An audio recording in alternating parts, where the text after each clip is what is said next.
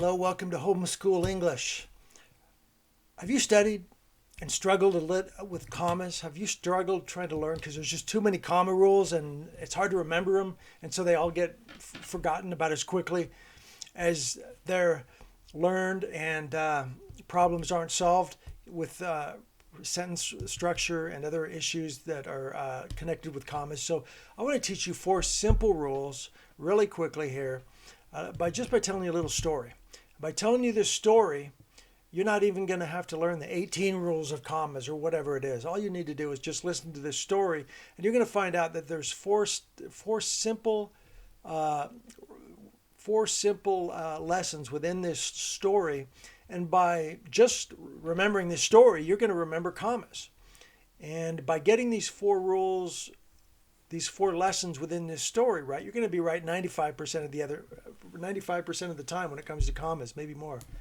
So it's like this. Imagine when you go hiking. What's the first thing you do when you go hiking? Let's say you're going hiking out in the woods. Let's say you're going by yourself, which you don't want to do. That's not a good idea. But let's say you did do it.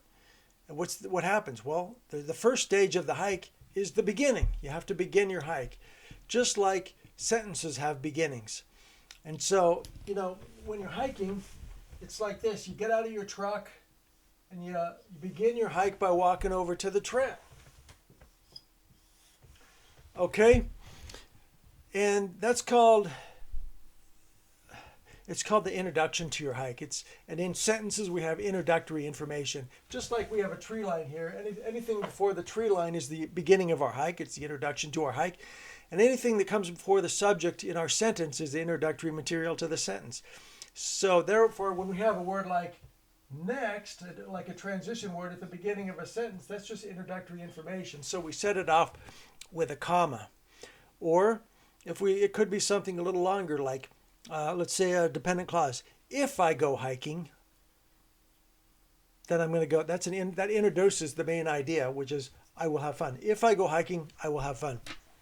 So we go again. We set those introductory words off before the main idea. We set it off with a comma. So the first comma rule then is introductory material. You put anything that comes before our subject, we separate with a comma. And the next rule, okay, what happens when you enter the woods? You're going to enter two complete zones in the woods. And now, when you enter the woods, the first thing you'll find is that there's an unknown zone. It's a mysterious. The woods can be very mysterious. Like, you never know what you're going to find. There could be an old shack, an old railroad bed. There could be a waterfall or an old stream. It's mysterious, and to enter the woods, that's the unknown zone. If you haven't been there, you don't know what you're going to encounter in there. And then if you keep going, you're going to follow the trail. There's like a little trail into the next big zone. That there's a little connecting trail there. And the next zone is fear. The fear zone. Why would we have fear? Well, if you're way back in the woods, which you should not do, but if you go way back in the woods alone, at some point you might realize that you shouldn't have done that, and that there could be bears back there. There could be mountain lions.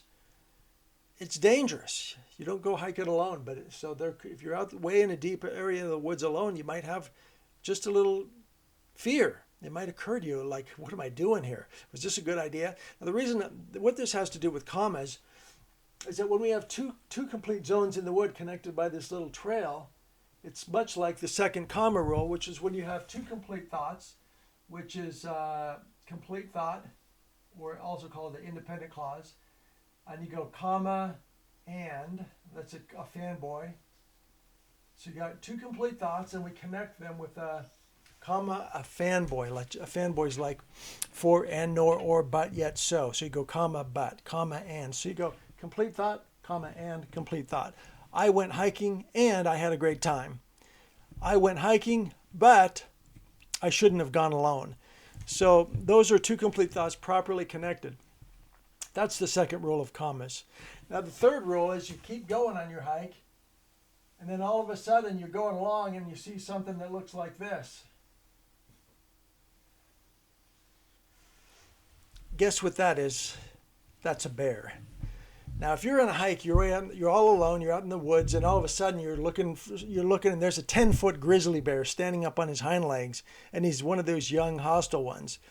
You know that your hike has just been interrupted. It was you were getting back to nature, you were enjoying your peaceful hike, and now your hike, that's all been interrupted. Now you're facing down a 10-foot grizzly. And the reason we're talking about that is because he interrupted your hike. So when we interrupt our sentence to put some extra words in there, we put commas around them, just like I'm putting commas around this grizzly. So grizzlies, however, are friendly. So notice I says grizzlies, however. I could have said grizzlies are friendly, but I said grizzlies, however. I interrupted the sentence to add in that however. So the way I'd write it out is I'd grizzlies, comma, however, comma, are friendly. I go, oh, the car, the one on fire is mine. I could have just said the car is mine, but I interrupted the sentence to give you extra information. I go, the car, comma, the one on fire, comma, is mine. So when we have an interruption, we put a comma before and after that interruption. Some people call that a scoopable. That's a group of words. We can just scoop it out of the sentence and we still have a beautiful sentence there. That's just extra stuff we put in there to interrupt the sentence and give you some extra details. So let's say that your hike continues on. You head back, and there you're back towards the parking lot, and you look across a beautiful grass field, and you go, oh, there's my truck. I love it. It's so great. It feels, oh man, I feel so relieved. And you're looking across this beautiful golden grass, looking over at the parking lot, and then all of a sudden, 9 heads rise up out of that grass, and they're wolves. But you pull out your gun and fire it off in the air, and they all take off running. So now what I did there was I tagged something onto the end of the story, which was you were just about back to your truck, but then I tagged on that, oh, there's some wolves there. I tagged that onto the end of the story. And what that has to do with commas is the fourth rule of commas is whenever I tag a fragment I tag something onto the end of the sentence, not a complete thought, but just a fragment. Then I connect it with a comma. So I go, the hike was over, comma, a great relief. Okay, I tagged on a great relief. Notice I can't just say a great relief. That's not a sentence. That's a fragment. It's just an added detail. I can't go, the hike was over. I was so happy. That would be 2 sentences. And if I connect them with a comma, that's a run-on sentence because I have 2 complete thoughts. So I can connect a comma to add a detail, a fragment, but not a complete thought. So the hike was over, comma, a great relief. So there you go. That's the fourth rule is tag on. So again, introductory words that come before the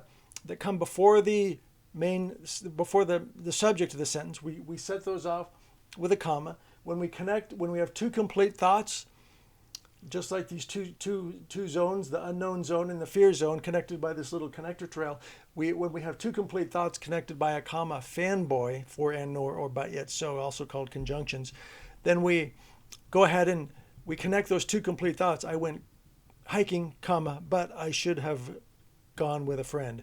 We connect those 2 thoughts with a comma, fanboy, and then we have a good compound sentence. And then interruption, when we add extra words to an extra words of description or transition, we interrupt our sentence to add some extra words in there. We put commas around them. And then finally, when we tag a fragment onto the end of our sentence, we tag it on with a fragment. Now, if you follow these 4 simple rules, you'll find that it solves many sentence problems. Like if you have problems with run-ons or fragments, those kind of things, if you understand these 4 comma rules, you'll almost always get your commas right, and it'll solve a lot of your sentence problems. So there you go. Commas made easy. Hope that was helpful. Thanks for watching.